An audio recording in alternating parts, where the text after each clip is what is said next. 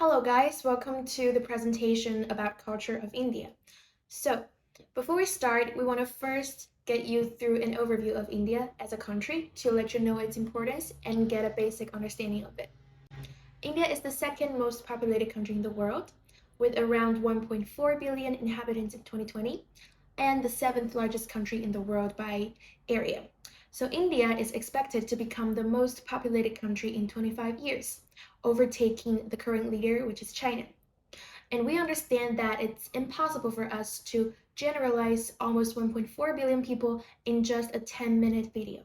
But we will try to demonstrate some of the conflicts and interesting cultural differences that you might encounter if you're in a cross-cultural business environment. And also, when it comes to culture, Indian culture is mainly high context, where focus is given to relationships and respectful communication, rather than having a very explicit and direct conversations or valuing tasks over long-term relationships. And also in India, women still have a very low labor force participation rate, despite some improvements in health and education. And now, without further ado, let's get started on the rest of the video.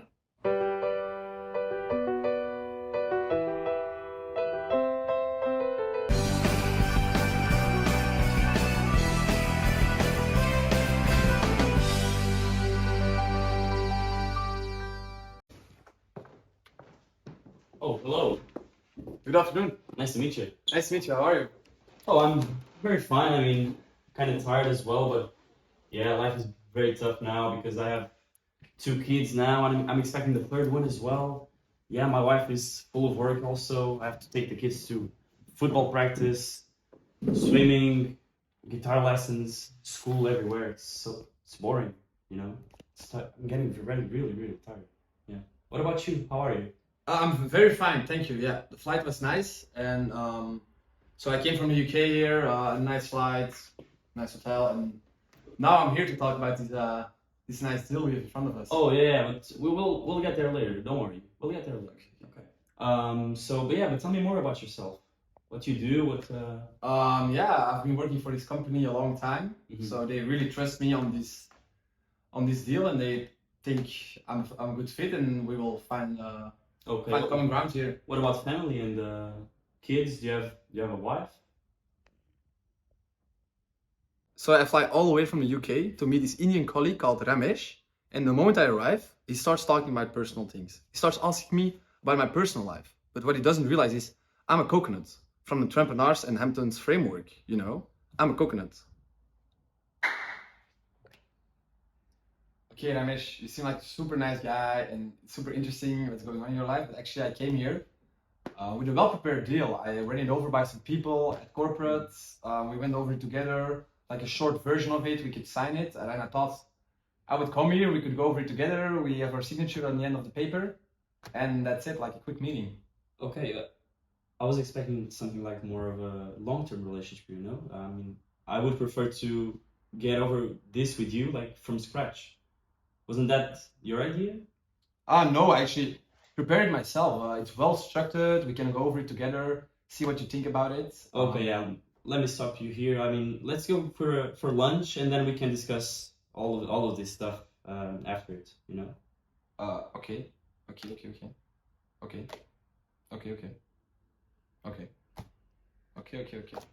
So Ramesh, this Indian guy, expects us to stay for a long time, build this kind of relationship. That's not what I'm here for. I'm here for some quick business, have a short-term contract, see where this can go maybe, and fly back to my home where I can enjoy the rest of my stay. Hi, how are you? Nice to see you again. Yeah, nice to see you again. I brought the contract with me. Forget about it now. Let's just eat. Then we can discuss that afterwards. Don't worry. You don't want to talk about it No. tonight? Let's eat first. Okay. so. I'll put it away and I won't talk about it. Okay, yeah, sure. I won't talk about it again. So we have here rice, curry, and naan. It's very good. I can serve you. I've never eaten this before. It looks very good. Yeah, it's super nice. For me, Indian food is the best. You eat food like this every day? Basically, yeah. It's very good. Okay, nice. And we have the chicken. I just noticed. Do you have maybe some silverware? No, sorry. No. Oh, you don't have silverware? No. Oh, okay, no worries.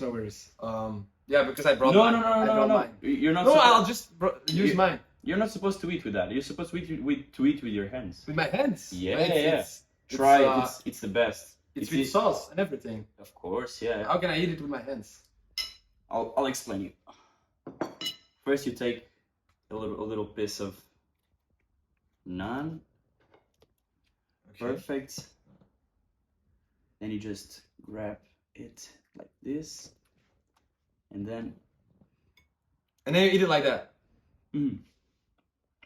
No. Don't do it with your left hand. Why not with my left hand? It's disrespectful. Should I do it with my right hand? Of course.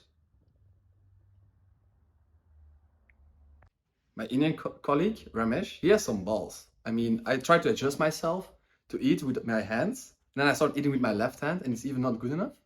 Because I don't know about other people, but if I go to the bathroom, I use my right hand, and I think everybody does. So it's kind of strange. So maybe corporate could have called in front to just tell me about all these differences, so I could have adjusted myself when going to the bathroom and wipe my ass with my left hand. As you guys can tell from the meeting, there are several things that went wrong.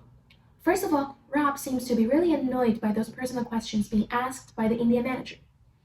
That is because he's a coconut, and he's actually referring to the Trumpeters and Hampton framework about being specific or diffuse. As a diffuse person, like Rob, they would not try to get into their personal spaces when doing businesses.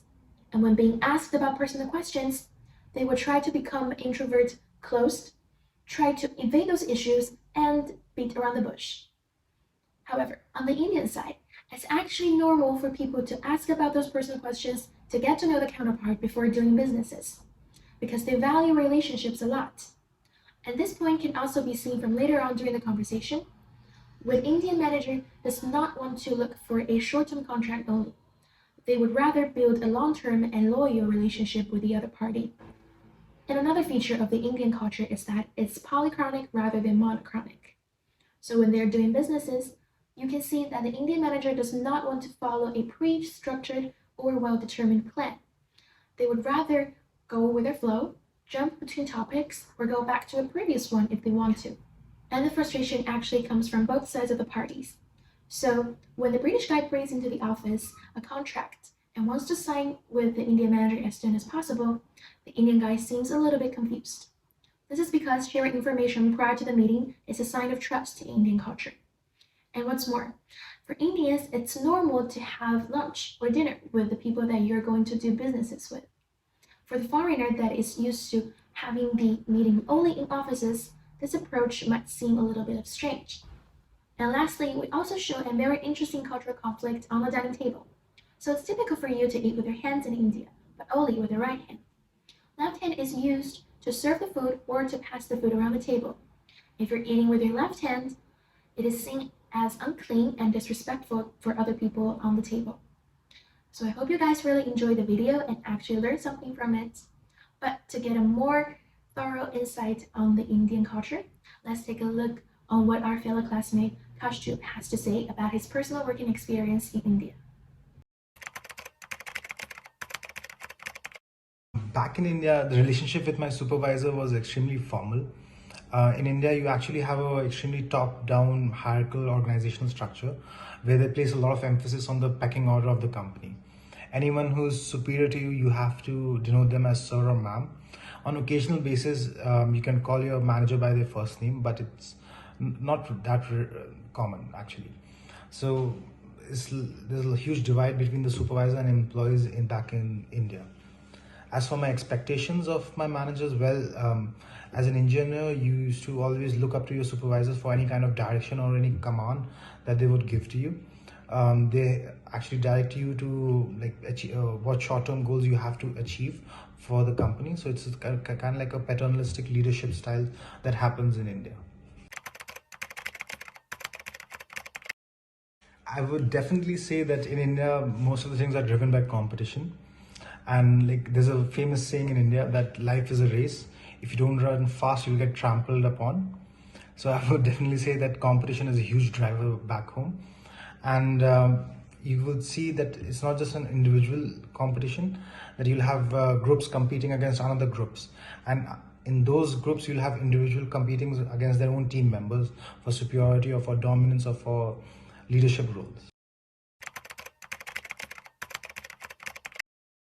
In my previous company, monetary rewards were given out on an individual basis. Your individual performance was the key determinant factor on how much your monetary rewards would be. But there were times when, if you met your short-term goals before the deadline, there were some non-monetary rewards given out to the entire team. But on an overall level, from the junior most position to the topmost executive, your rewards were based on your individual performance in my company. Many traditional companies in India generally don't promote having fun and leisure activities while you're working. It is in Indian culture, it is seen as completely contrast to each other. But recently, we have seen many startup companies actually promoting this, and many multinational companies actually organizing fun and leisure activities so that you can have better team building opportunities. And because of this, many traditional Indian companies have started understanding the value and importance of this and have started adopting it. It is something that is not extremely common in India, but we are definitely seeing a rise in it. That's it for our presentation today. I hope you guys enjoyed watching and learned more about the Indian culture. If you want to gain a more thorough understanding, please step to our executive summary. Thank you so much for watching.